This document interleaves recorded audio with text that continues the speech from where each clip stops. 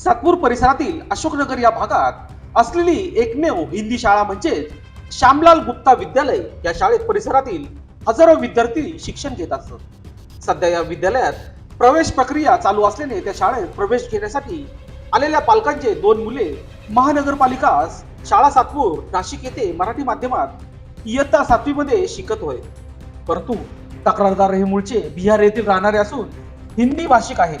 तेव्हा त्यांच्या मुलांसाठी मराठी माध्यमात शिक्षणास अडचण येत असल्याने त्यांना श्यामलाल गुप्ता हिंदी माध्यमिक विद्यालय श्रमिक नगर सातपूर नाशिक या शासन अनुदानित शाळेमध्ये प्रवेश घ्यायचा होता.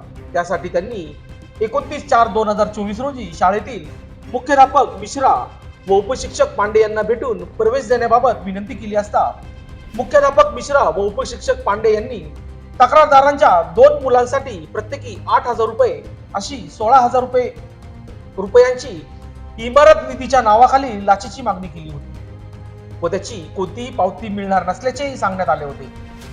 दिनांक 11/5/2024 रोजी तक्रारदार यांना पुन्हा त्यांच्या मुलांचे शाळा प्रवेशासाठी मुख्याध्यापक मिश्रा व उपशिक्षक पांडे यांना शाळेत भेटले असता त्यांनी पंचासमक्ष 16,000 रुपये लाचेची इमारत निधीच्या नावाखाली मागणी करून याची कोणत्याही प्रकारची पावती देण्यास नकार देऊन रुपये 16,000 रुपयेपैकी 10,000 रुपये पहिला हप्ता म्हणून पंचासमक्ष तक्रारदार यांनी उपशिक्षक दिनेश कुमार पांडे यांनी स्वीकारला.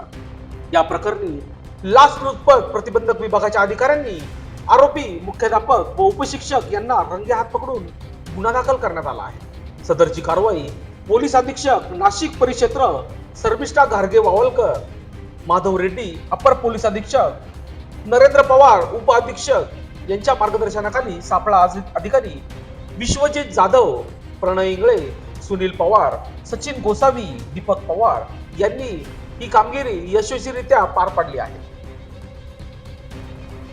लोकशास्त्र न्यूज साठी बंटी आढाव, सातपूर.